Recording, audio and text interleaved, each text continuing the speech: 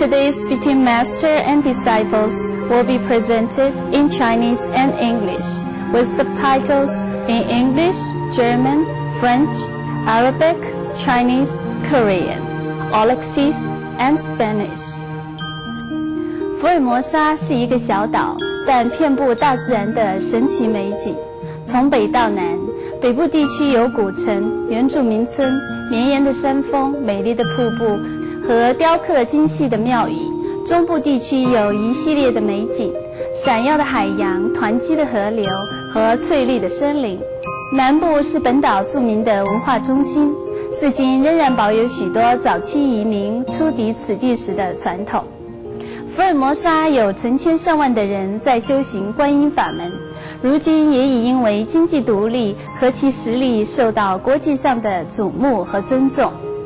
努力修行的功德已为这个国家带来繁荣和富庶。因为这些修行人的诚心和功德，使得福尔摩沙享受了安定祥和的福报。近日来，青海无上师回应了我们世界会会员诚挚的渴望，于07年2月18日参加新年的庆祝活动，与来自全世界约1万名的世界会会员及贵宾，在福尔摩沙庆祝猪年的农历新年。这吉祥的日子当天，也是全球优秀领导奖的颁奖典礼。青海无上师颁奖给菲律宾前总统罗穆斯、故事和平奖基金会会长曼纽尔·莫拉托先生和参议员赫赫森·阿尔瓦雷兹，表彰他们在菲律宾对优乐难民们所做的慈善义举。在庆祝典礼后，国际禅紧接着举行，青海无上师和世界会会员一起打坐，为全世界和平祈祷。2007年2月22日是青海日，会员们以精彩的表演节目盛大庆祝这个节日。现在我们请您聆听以下开始，主题是满足我们所拥有的。青海无上师讲于福尔摩沙西湖。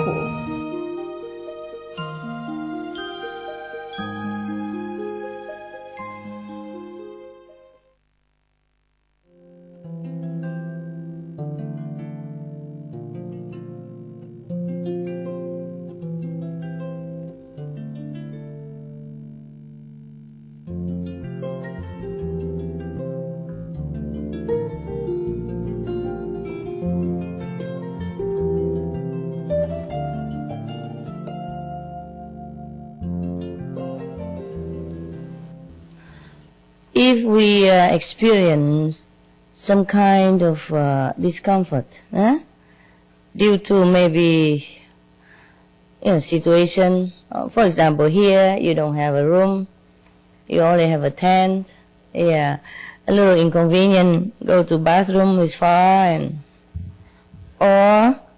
and many other things, then please remember other people in the world who doesn't even have a tent to stay inside, during the raining.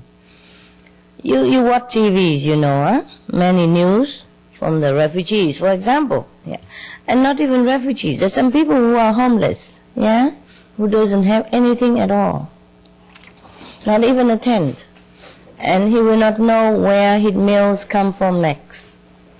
Sometimes they go hungry for many days. So if we experience some kind of hardship, it is good also for us to have compassion for other people. Do you know why the Muslims have Ramadan? My boyfriend is a Muslim, and he says that they do the Ramadan also to feel how it is to have no food. That's right. That's correct. That is correct. The Prophet Muhammad wanted his disciples to understand what it's like to have no food at all. Just one day until the evening, when the sun sets you can eat, and you feel very, very uncomfortable, longing for food already. And 1 month only, and at the end of the month you will have a normal food schedule again, 2, 3, 4 meals a day, and you still feel uncomfortable. Huh? Can you imagine the people who don't even know when their hunger ends, and they sometimes die of hunger and thirst? So even if you come here and we don't have a big palace to welcome you, but it's good for you. Yeah, you train yourself to have compassion, and compassion is more precious than anything else in life. Okay? Just think that way. All right? Yeah.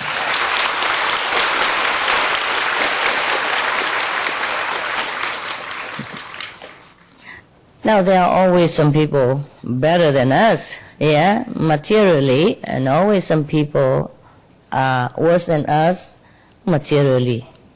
And the worst thing is spiritually lacking, you know. If they don't have spiritual fulfillment, then it doesn't matter what they have, palace or not, it's no use. Yeah? Okay. People who go to, sometimes they go to the camping holiday area, huh? And they put up a tent, and they're so happy, happy, happy. Yeah, they don't have to make up their room in the morning. Yes, they don't have to clean their bathroom because they don't have any. They use the public, and the public and the people clean it for them. For example, like that. Eh? They feel free. Really, freedom is the best. Yeah? Freedom, move around, freedom of the mind. That's the best, really. Nothing compared to that. Nothing compared to that. No matter how big the temple or the church, if we don't have the easy feeling in our heart, it's just like you are sleeping on top of the burning fire. Yeah, worry about the bills, worry about the tax, worry about every other little thing that has nothing to do with spiritual practice, but make you headache and sometimes stop you from concentration for meditation, right? Sometimes you worry so much you could not even meditate. That's a problem with most of the people in the world. Yeah, me too. Sometimes whenever there are big gathering or something, beforehand I have to attend to detail. Even though the disciples do all that, but I have to lay out the blueprint, you know, a plan. Okay, let's do this, let's do that. And when I am there already, I still see something missing. Or let's put an addition to this, yeah, let's put an addition to that, yeah. Or we change the program, or we make it different, or we make a little bit more flexible. Anything, anytime, every day. Always something to bother me. So sometimes I cannot be so quiet at night, yeah. Now, sometimes we often wish that our situation is better. Okay, my house is so small, I wish I have one extra room, you know, then I can do this, do that. Or my car is so little, I wish I have a bigger car. Also my computer is a little bit out of date. I wish I have a more, updated computer, etc., etc. But because you think if you have that, you will feel better, you feel happier. Maybe. But sometimes, if it's not natural, if it doesn't come easily, that means you should not have it. If anything you want, you have to think again. Beware of what you wish for. That's what they always say. It's very wise. Sometimes you have to think, maybe I don't really need a bigger car. Maybe this car will do. Maybe I don't need a bigger house. Maybe this house will be okay. We also sometimes try to get a bigger place or maybe building something, but it doesn't work out. Then everybody knows this is your karma. I mean the collective karma of the disciples. Yeah. I have told you many times before about the 500 white crane that follow a monk everywhere he goes. These are the disciples before in the former life. In the former life, a monk who has 500 disciples. Yeah. But they don't have good merit. They don't practice very well. Although they took refuge in this monk, they don't really listen to him. You know, they just hang around. Yeah. because sometimes they think to be with the master they be liberated, yeah, and just to be with the master they be fine. But it depends on what master also, eh? Some master could hardly help himself or herself. How would he even help you? But Buddhist tradition, for example, if you are a monk, many lay people would come and take refuge in you and take the 5 precepts, which they don't ever keep. Even the first one, no harm in sentient being, that means eating vegetarian, they don't even keep it. So how you say take refuge in a holy monk? Yeah? It's just a ceremony. It's not a real thing. They have to be a living example of the 5 precepts at least. Then they can be liberated. At least not to go to hell. They could come back as a human being. Yeah, and a good one. Okay, now this monk has 500 so-called taking refuge in him disciples. And they live around with him. You know, they also shave their head and all that and become monk together. But every time the master monk were invited somewhere, he never took his 500 disciples with him, because he thinks it's too much for the donor to take care of 501, or he thinks the disciple don't have enough merit, yeah. So he didn't take them with him. Anyhow, the disciples feeling very frustrated. They also want to go and see with the master, sit with the master and eat the good food and get the offering or get respected and all that. So finally, after he has been nagging for a long time, the master did really take the 500 disciples with him. And they go everywhere, getting offer, getting koto, getting food and everything, all the things just like the master had.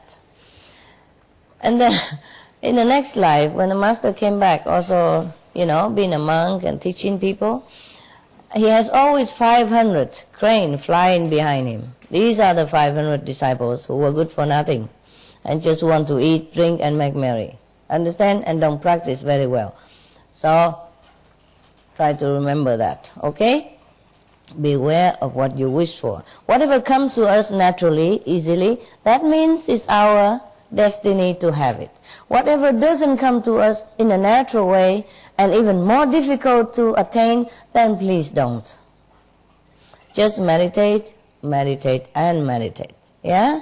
Good for the world, good for us. Whatever we have, that is what we have, and we should be happy with it. Because even if we wish for something more, we have it, we might have trouble with it. The conclusion is that whatever we have, we should be happy with it. Yes. And should it be that our destiny, is to be getting something better, then it will come. We try. If it doesn't work, that means no. Yeah? Because if we continue further to try, maybe we will succeed. But it brings different headache in the long run. Yeah?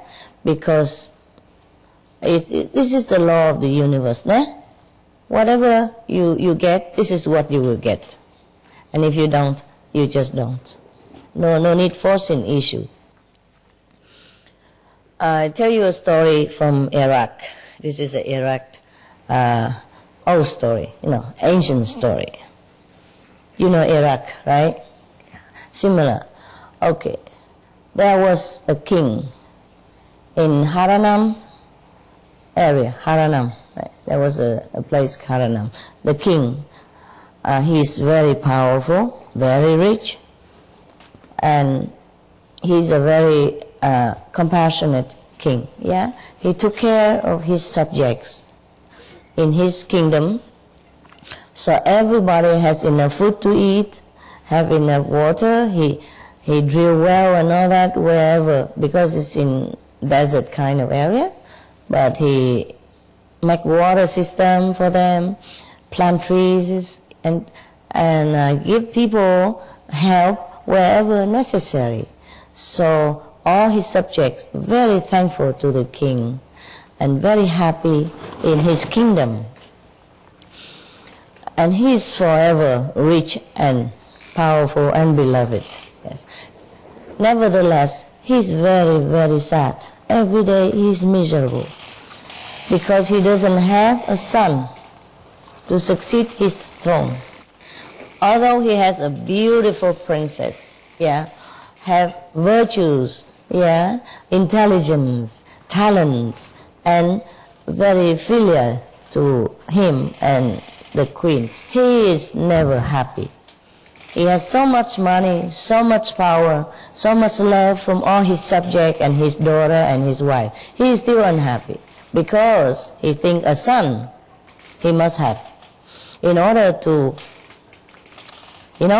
be complete. And he feels like his destiny, his lot, is not as good as his subjects. Whenever he sees any of his subjects' family with sons and daughters, grandson running around the house, he feels ever more miserable. He feels like he's a king, but he doesn't have anything as good as his own poor, even simple subject. So day and night he prays to God, the God Ea, to help him to have a son. He prayed all the time. Nothing happened. So he also tell his chief, the highest priest, to pray for him in the temple of Baal.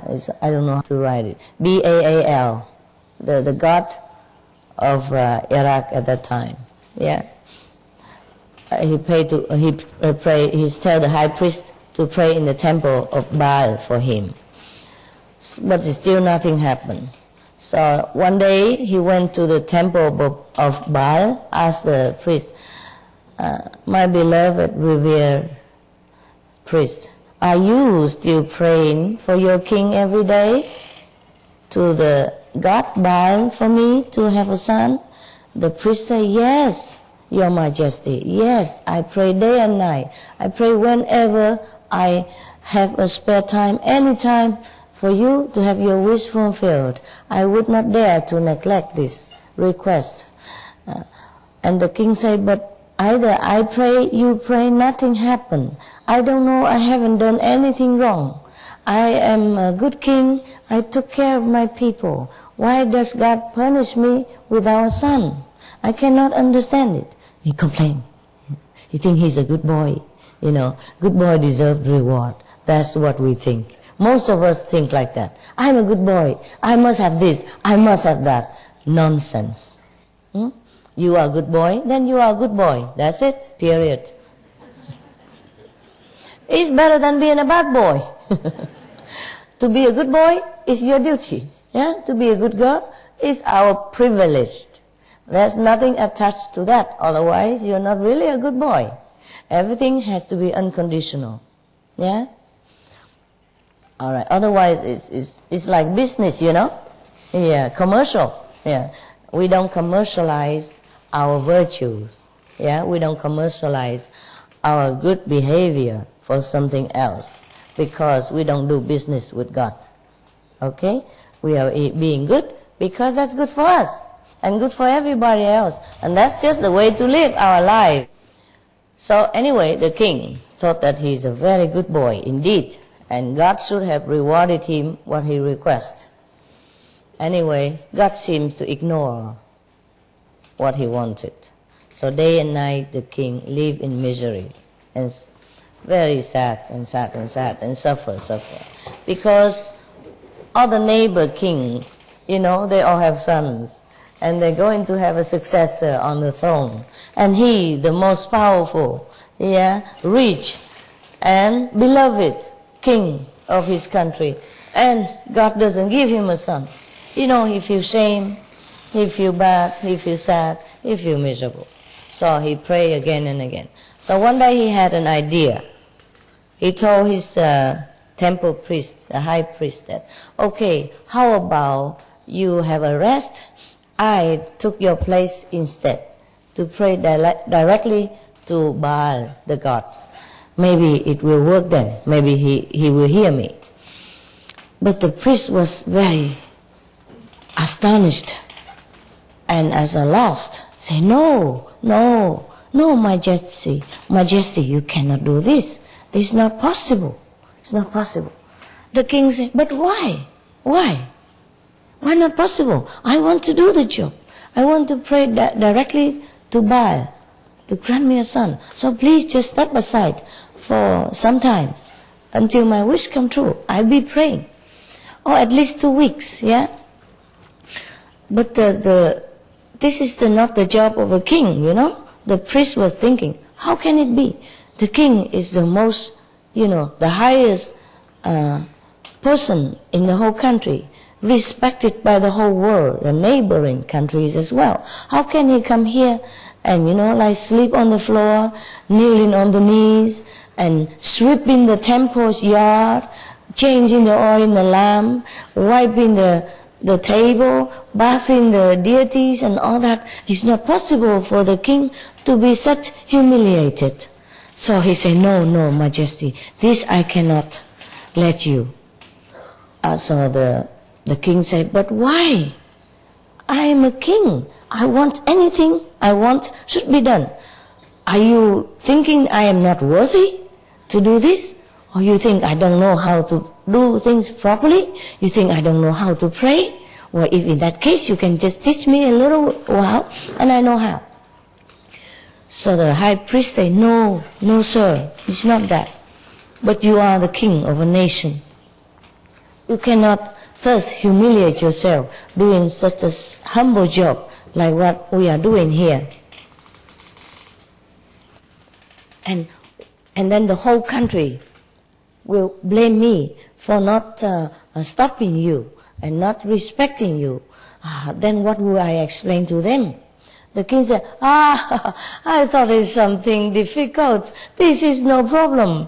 I will let everybody know by announcing it and sign and seal the letter and then tape it all over the country, and everybody will know that it's my own will and you will not get blamed for it.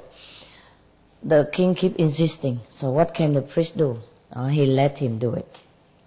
So every day the king stay at the temple, sleep on the floor, wearing commoner clothes, cleaning the temple's yard, changing the lamp, and reading the whatever Holy Bible at that time concerning God, Ea, and the god Baal. God Baal is the son of Ea at that time that the Iraqi people worship.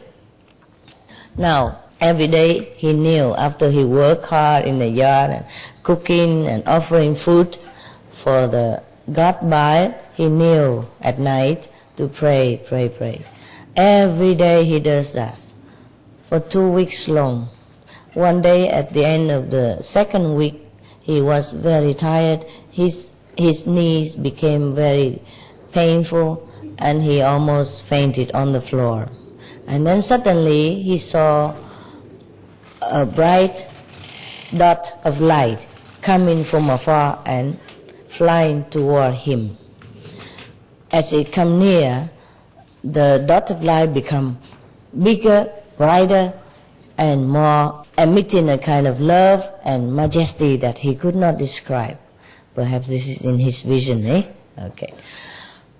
And then the god Baal appeared in front of him, was very loving to him, touched him, embraced him, and asked him, my son, why are you doing all this for me?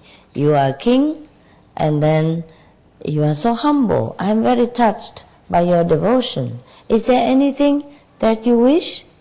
Didn't my father give you everything you want? Is there anything else you want, perhaps? So the king was so elated, and happy to see the god Baal. But he forgot that to see God is good enough. He remembered his desire. So, of course, he said, your most beloved Baal, the God of my heart, the beautiful being, the most revered and loved in all the universe, I do have a wish. Because I am a king, I have almost everything, except I need a son. I need a son to succeed for my throne because I'm getting old, and after I die, nobody will carry on my job to take care of my country, Iraq. Now, the god Baal say, okay, I will see to that. I will talk to my father. So then the god Baal disappeared. And the god Baal, of course, went back to heaven, and talked to the Father, the Almighty God, or whoever that might be, named Ea. The God who can grant things and take away things, will take care of everything. Okay. Baal went back to heaven and said to his father God, Father, can you imagine the king of Iraq, the most powerful king of the region at this time? He's so humble. He came to the temple and he became my servant instead. Yeah, he eat little, he cook for me, he make offering every day, and he sweep the yard, clean the altar, do everything just like my servant. Can you imagine that? So the God said, Baal, I know that king of Iraq. Yes. Is there any reason why he should do that? So Baal said to his father, he wants to have a son to succeed his throne. And he said that he'd been praying for you long time, and maybe you didn't hear his request. So perhaps you can give him a son, Father? So God said, oh, that king, I knew him. I didn't want to give him a son all this time because he shouldn't have a son. And if I give him the son, I know he's going to be suffering much more multiplied times than what he is suffering now. That's why I did not give him the son. But why he's still so persisting? My God, what am I going to do? So the Baal say, well, since he has been so much devoted to me, maybe you consider grant him his request. And if he suffer, at least he knows that you hear him. What to do if the man keep persisting like that? I cannot bear to see him crying every night in front of my altar, and I cannot see him kneeling all day, all night, whenever he can, and his knees almost broken. So God said, okay, so be it. So, okay, you go back. So Baal went back down to the world where he's resigned for the time being, his spirit, to take care of the world then. And then God tell the divine person in charge who take care of the population of the world to write out one more soul coming down, reincarnated, to give the king the son that he desired. All right. Since that day, the queen became pregnant, and in due course gave birth to a beautiful, distinguished prince. No other in the region prince or anyone could be more handsome than this prince of the king of Iraq. Of course, the king is more than happy. He's blissful, and he gave a celebration for 3 months long.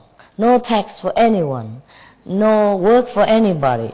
Give money to everybody, free food in the court, and he allowed even all the citizens, whoever want to come inside, no matter how lowly, how poor, how underprivileged, come inside the king's palace to congratulate the queen and himself and the royal household. So the whole country has become continuous festival, and everybody happy, dancing, singing on the street all day, all night. The whole country was in bliss, and the king, needless to say, He praised God every day, he prays every day, he make offering, and he bowed to God as many times as possible, all day, all night long. Yeah, all right. Slowly, the prince grew up into a very, very beautiful young man, excels in all arts of life, be it poetry, literature, or martial art. He mastered them all, excels all his teacher even. But there's one thing, when he wanted to learn archery, there's no bow fit enough for his strength. He just tried once, broken, tried once, broken. No bow ever fit enough for him to use. So the king asked all the blacksmiths or goldsmiths, the most famous and experts in the whole country, even neighboring country, search the whole world for a bow or somebody who can make such a powerful bow for the prince to try. Anyway, no chance. Every time he tried any, even the most powerful at that time, it broke into pieces. The king became unhappy again. Not as unhappy as before, but somehow unhappy. Yeah.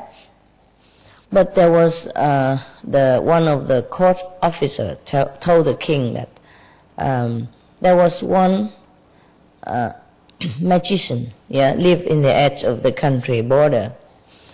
He knows so many gods and goddesses, and he's very powerful, and he knows a lot of things. Yeah, maybe we should invite him here and ask him. Maybe he knows whom or where he can get a bow like that, because maybe the prince is from a divinity. So any of the worldly bow that make here cannot fit him at all. So maybe the god and goddesses or the fairy of the land will know it. And this magician know many of the fairy of the land and the small gods and all that. So the king invited this person to his court. And this person say also he doesn't know how, he don't know much what to do, really. But nevertheless, the king treated him like a god, As long as he's there, give him the best villas for him to stay, the best food, and entertain him with all kind of music and dance, all kind of rarity of the world for him. So the magicians were very happy. Yeah, but then he has to leave. He has to go in some heavenly region to attend some festival. Yeah, maybe the Astral region. Hey, okay, to attend some festival with the god up there. Okay, so off he went. But before he left behind a bow. Yeah, a bow, brand new, very strong, beautifully carved and studded with all kind of precious stones and beautiful. So after he left, and the king discovered the bow in his room and felt that, okay, this must be destiny for the prince to have it. So he let the prince try it, and the bow did not break. Finally, the prince have a weapon to learn the archery, to practice archery, that is fit to his strength. Wow. He make another celebration again. 1, 2, 3 months, firecrackers, dancing on the street, singing, free food, free drink, and everything. And everybody also invited to come into the palace so they can witness the prince's awesome strength and the newly discovered heavenly bow, astral bow. Okay, in higher heaven they don't make such thing. Yeah, we don't need those things. And the prince used that to do hunting and all kind of things like in the old time people do. Yeah, no one can ever match his strength. And now the king was sure that the kingdom will be protected by this awesome, powerful prince in the future. So he has no worry in case he die. yeah, he believed that the prince is absolutely fit to take care of the kingdom. Not only he's smart, yeah, he's handsome, but he's also powerful physically. Okay, very wonderful. Everybody happy.